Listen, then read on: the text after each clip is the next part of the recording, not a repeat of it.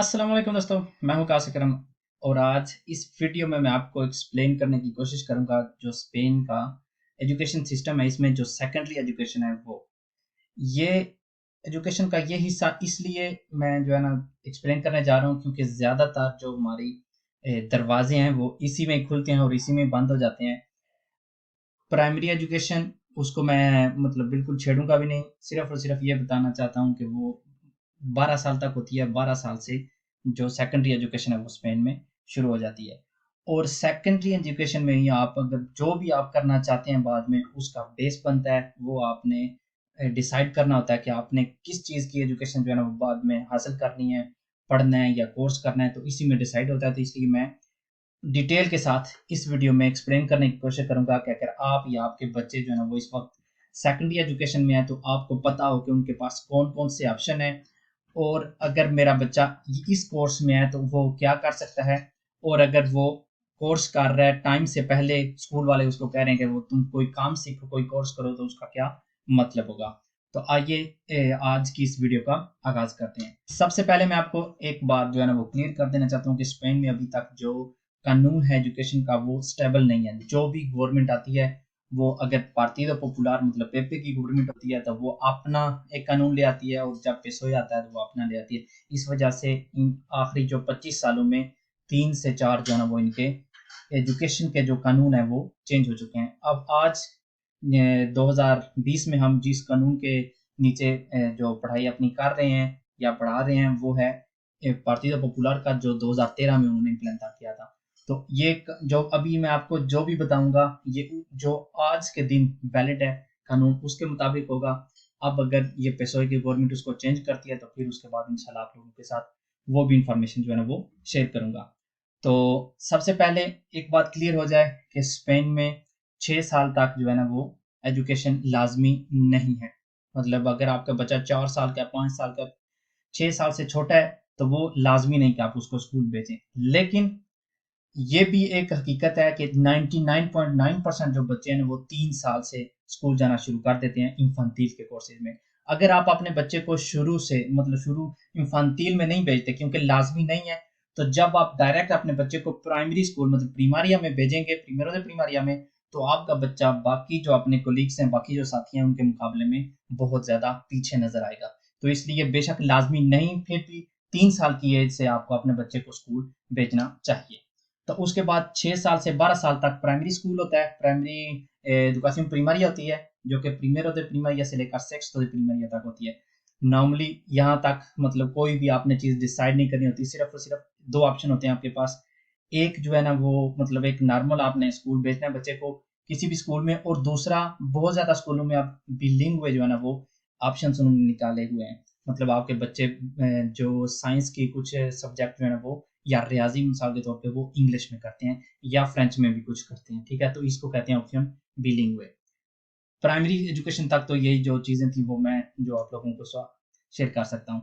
उसके बाद ये आप देख सकते हैं hasta 12 años मतलब 12 साल तक। उसके बाद शुरू हो जाती है एजुकेशन सेकुंडारिया।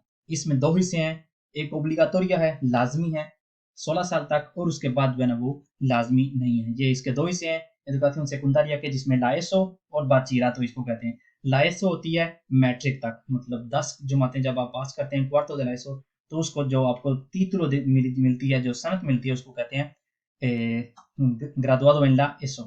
और उसके बाद जो 11वीं और 12वीं होती है वो बची, वो लाजमी नहीं होता, वो बाचीरातो, जिसको हम FA भी कह सकते हैं अगर आप पाकिस्तान के हिसाब से इसको देखना चाहते हैं। प्राइमरी जो एजुकेशन होगी वो 12 साल के बाद जब हम स्कूल जाते हैं, तो पहले जो दो कोर्सेज होते हैं उनमें ज्यादा चीजें आपको लोगों के साथ मतलब शेयर नहीं करूंगा, क्योंकि वो इतनी ज्यादा जो है ना वो अहमियत की हमल इसलिए नहीं होती क्योंकि जो भी होता है वो आपने पढ़ना ही होता है। आपने डिसाइड कोई नहीं करना मैं ये सब्जेक्ट पढ़ूंगी या दूसरे वाला पढ़ूँ। सेकेंडरी एजुकेशन 12 से 16 साल तक जो है ना ये ओब्लिगाटोरिया है। तो इसमें प्रीमेरो de la ESO जो पहला साल आपका सेकेंडरी एजुकेशन में होता है, उसमें ये सब्जेक्ट जो आपको नजर आ रहे हैं ये लाजमी होते हैं, मतलब ये फेडरल गवर्नमेंट की तरफ से होती हैं, इनमें कोई मतलब इनके सूबों की मुदाखलत नहीं होती। और उसके बाद कुछ सब्जेक्ट ऐसे भी होते हैं जो कि हर जो कम्युनिदाद हर सूबा है वो अपनी मर्जी से रख सकता है, ठीक है। मिसाल के तौर पे अगर आप कातलूनिया में या पाइस पास्को में रह रहे हैं तो उनकी जो कतालान है या उसके रहा है उसका भी सब्जेक्ट लाजमी होगा। और कुछ इनमें से ही जो आप ऑप्शनल होते हैं, जो स्पेसिफिकस होते हैं, ट्रोंकालिस नहीं होते, ये जो है इनको कहते हैं असिग्नतुरास, मतलब सब्जेक्ट ट्रोंकालिस। ये जो होती हैं ये ऐसे होते हैं जो हर सूबा अपनी मर्जी से लगाता है, और ये होते हैं, ये होते फेडरल गवर्नमेंट की तरफ से होते हैं, लेकिन आप इनमें से इलेक्ट कर सकते हैं। इनमें ज़्यादा खास इस तरह के कोई नहीं होते कि अगर आपने ये एक इलेक्ट कर लिया तो दूसरा आपको जो है ना वो आपका रास्ता कोई बंद कर देगा। प्रीमियर ऑफ द लाइसो मतलब सेकेंडरी एजुकेशन में आपका पहला साल मतलब 7वीं और 8वीं, ये पहले 2 साल जो है ना ये इसी तरह के होते हैं। ये अभी मैं आपको जो segundo de la ESO का बता रहा हूँ, इसमें भी ये ट्रोंकालेस ये आपने पढ़ने ही पढ़ने होते हैं। और उसके बाद कुछ सब्जेक्ट ऐसे हैं जो कि स्पेसिफिक और जिनको कहते हैं, आपने इनमें से 4 आपके होंगे और ऊपर वाले ये दोनों लाजमी होते हैं। और ये एक मरतबा फिर अगर आप किसी ऐसे सूबे में रह रहे हैं जिनकी अपनी लैंग्वेज है, तो वो ऑब्वियसली आपकी वो जो लैंग्वेज वाला सब्जेक्ट होगा वो भी लाजमी होगा। तो उसके बाद ये पहले 2 कोर्सेज हो गए, इनमें ज़्यादा डिटेल में जाने की ज़रूरत नहीं, क्योंकि कोई भी ऐसा इसमें स्टेप नहीं कि अगर हम वो स्टेप उठा लेते हैं, मतलब कुछ ऐसा सब्जेक्ट इलेक्ट कर लेते हैं जिससे हमारा कोई और दरवाज़ा बंद हो जाएगा, या कोई और हमारा जो हमें ओब्लिगाटोरियामेंटे किसी एक तरफ ही जाना पड़ेगा। ये जैसे एजुकेशन सारे स्पेन में जिस तरह से आपको मिलेगी, ऑप्शन होते हैं, आप इनिशिएटिवा एम्प्रेंडedora empresarial रख लें, टेक्नोलॉजिया रख लें, प्लास्टिका रख लें, ठीक है, रिलीजियन वालोरेस, ये ऐसे सब्जेक्ट हैं जो कि आपका कोई भी रास्ता बंद नहीं करते। मतलब segundo de la ESO जो 8वीं क्लास तक, जब 8वीं क्लास से आप पास करते हैं, 8वीं क्लास जब आप मतलब क्लियर कर लेते हैं, या कम से कम आप 1 साल अपना पूरा अपनी 8वीं क्लास में कर लेते हैं, तो फिर जो ना वो एक क्रिटिकल सिचुएशन आ जाती है। अगर तो आपका बच्चा 8वीं segundo de la ESO मतलब 8वीं क्लास से डायरेक्ट 9वीं क्लास में चला जाए, तो आपको ये समझ लेना चाहिए कि वो इतना बुरा क्लास में नहीं जा रहा। क्यों? क्योंकि जो बच्चे किसी भी मजबूरी के तहत, किसी भी समझ लें डिफिकल्टात की वजह से वो सही तरह से जो 8वीं क्लास है उसमें सही तरह से पढ़ नहीं सकते, चाहे उनको लैंग्वेज की प्रॉब्लम हो या स्कूल वाले देखें कि ज़हनी तौर पे ये बच्चा इतना तेज नहीं है, तो उनके लिए क्या एक स्पेशल प्रोग्राम है जिनको कहते हैं पेमार, प्रोग्रामा दे मेजोरा, ठीक है। तो इसमें वो उसको 8वीं क्लास में डायरेक्ट जो है ना 8वीं क्लास से पेमार के पहले साल में भेज दिया जाता है, अगर वो बच्चा 9वीं क्लास में मतलब पास होकर 9वीं क्लास में ना जाए। और बाज दफा बच्चा अगर पास भी हो जाता है लेकिन बिल्कुल लिमिट पे सारे सब्जेक्ट में 5 5 5 5 जो है ना वो मार्क्स लेके पास होता है, तो फिर भी जो उनकी मीटिंग होती है सारे असातिज़ा की, तो उसमें डिसाइड कर सकते हैं कि बच्चे को पेमार में भेजा जाए। इस प्रोग्राम का जो प्रोग्रामा दे मेजोरा और रेफोर्सेस को कहते हैं। तो इसका जो मेन पॉइंट यही है कि इसमें बच्चे थोड़े होते हैं और सब्जेक्ट भी थोड़े होते हैं। तो जो बच्चा सही तरह से नॉर्मल से 8वीं क्लास में ना जा रहा हो, या 9वीं में चला भी जाए लेकिन बहुत ही लिमिट के साथ, तो फिर उसको इस कोर्स में भेज देते हैं, इसको कहते हैं पेमार। और अगर एक एक दफ़ा वो बच्चा फेल हो जाता है, और दूसरी और उसके घर वाले या बच्चा खुद इस कोर्स में नहीं जाना चाहता, क्योंकि ये बच्चों की ये जो एज होती है इसमें इसको सही मतलब अच्छी तरह से एक्सेप्ट नहीं किया जाता। दूसरे दोस्त भी कहते हैं तुम मतलब वो जो बिल्कुल जिनको कुछ भी नहीं पता उनके क्लास में हो या इस तरह के। तो बहुत दफा जो है वो बच्चे इस कोर्स में नहीं जाना चाहते। लेकिन मेरी राय ये है कि अगर आप इस सिचुएशन में हैं तो बेहतर आपके लिए यही है कि आप इस कोर्स में पेमार में बच्चे को भेजें, क्योंकि इससे बच्चे का मतलब अगर आपका बच्चा ज़हीन है और किसी वजह से चाहे पाकिस्तान से नया आया है या कोई और ऐसी जो है ना वो एक टाइम की सिर्फ उसको प्रॉब्लम थी, बाद में वो ठीक हो जाएगा, तो फिर बेहतर यही है कि ये पेमार में चला जाए, उसमें उसको असातिज़ा का जो है ना ज़्यादा टेंशन मिलेगी। लेकिन अगर आप डिसाइड करते हैं कि आप इसमें पेमार में नहीं भेजेंगे अपने बच्चे को, या आपका बच्चा नहीं जाना चाहता, तो आपका बच्चा रिपीट करेगा segundo de la ESO मतलब 8वीं क्लास को रिपीट करेगा। अगर रिपीट करने के बावजूद बच्चा नहीं 9वीं क्लास में जाता और अच्छे मार्क्स मतलब उसको नहीं मिलते, तो स्कूल वाले ये डिसाइड करते हैं कि बच्चे को FA पे बासिका भेज दिया जाए।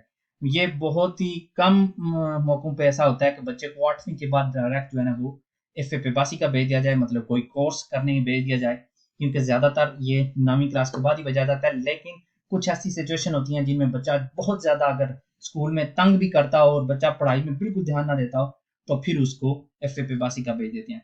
और इसमें उन बच्चों को भेजते हैं जो मेहनत करते हैं, लेकिन मेहनत करने के बावजूद वो सही अपने मार्क्स नहीं ले सकते।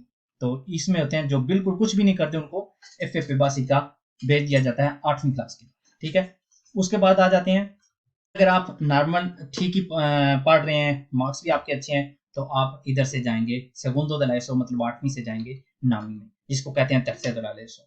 tercero de la ESO एक बहुत ही क्रिटिकल सिचुएशन है। ऐसे ही अगर आप पता नहीं ये लफ्ज मैं ठीक बोल रहा हूँ या नहीं, लेकिन मैं आपको अभी बताता हूँ कि इसका मतलब क्या है। tercero de la ESO ऐसा एक कोर्स है जिससे समझ लें आपकी बेस बननी है, जिससे आपको अपने जो फ्यूचर में करना है उसका एक रास्ता जो है ना वो चुनना पड़ता है।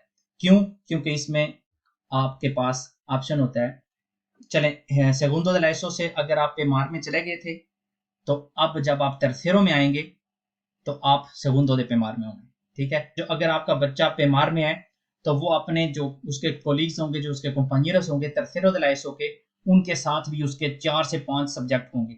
लेकिन जो मेन सब्जेक्ट होते हैं, जैसे रियाजी हो गई, साइंस होगी, मतलब बियोलॉजिया, कीमिका या लेंगुआ, इंग्लिश, ये इनकी सेपरेट होगी। और बाकी जो खेलने वाली क्लास होती है वो टेक्नोलॉजी की या एम्प्रेसारियल्स, ये अपने दूसरे जो tercero de la ESO है उनके अपने साथियों के साथ ही होंगे, ठीक है। तो इसमें क्या जो डिफरेंस है जो मैं अभी आपको बता रहा हूँ, तो ये आप देख सकते हैं। ये ऊपर वाले 5 सब्जेक्ट होंगे, ये सारे स्पेन में आपको 9वीं क्लास में सेम मिलेंगे। और अगर आप मतलब कातालुनिया या पाइस बास्को में है, तो इधर आपको उसकी अभी दिखेगी।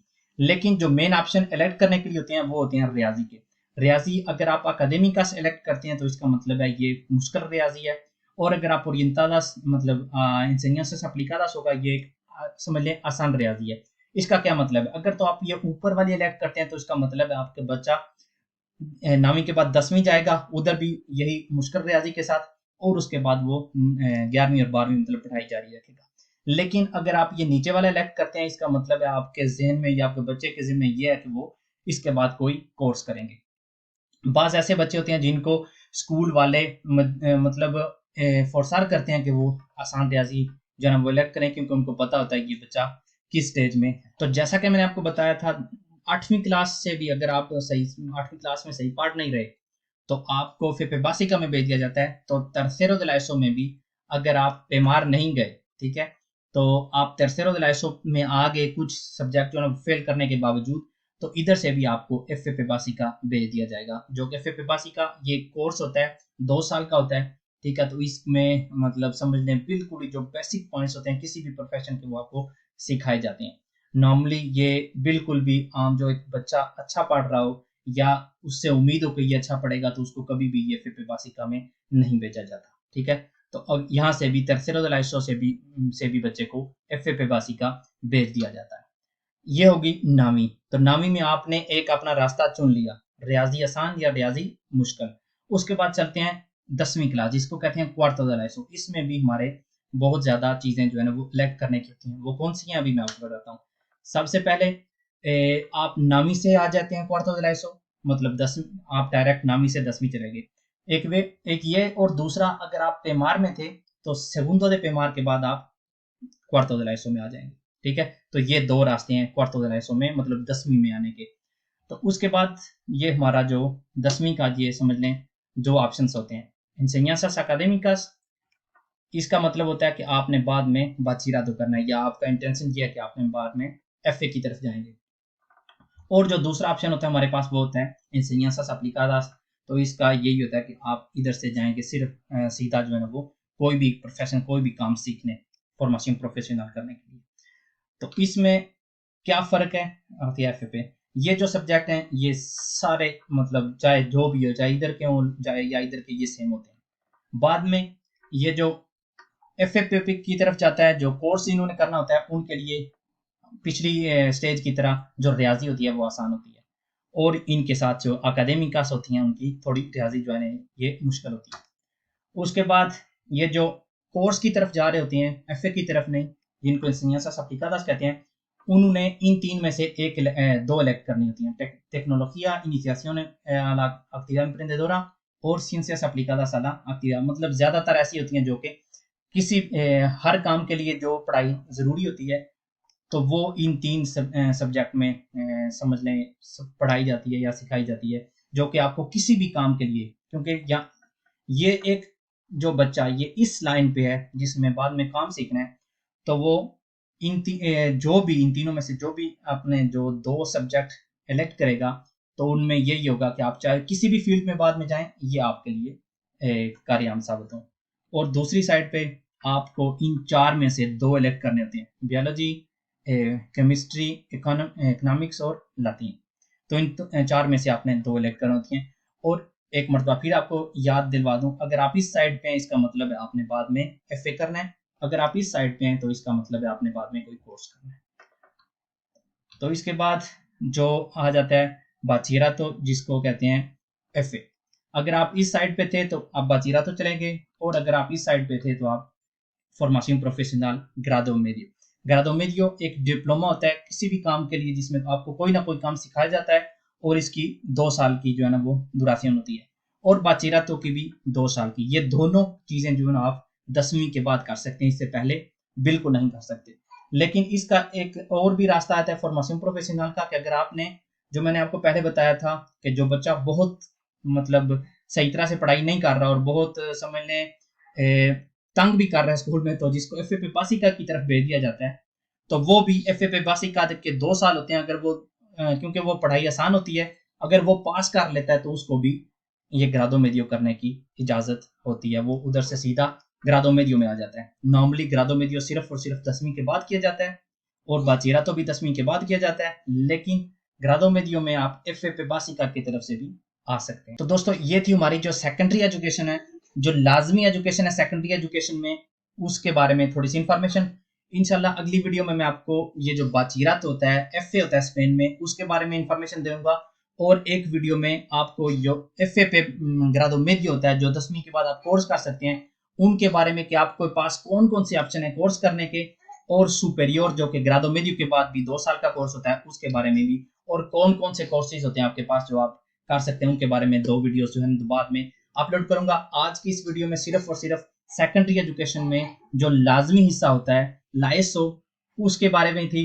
अगर फिर भी कोई चीज ऐसी रह गई हो जो मैंने सही तरह से ना बताई हो, या कोई गलती हो गई हो, तो कमेंट्स में जरूर कीजिएगा, ताकि हम सारे सब जो है ये इस गलती से निकल सकें। उम्मीद करता हूं कि आपको ये वीडियो पसंद आई होगी। अगली वीडियो तक के लिए दीजिए इजाजत। अल्लाह हाफिज।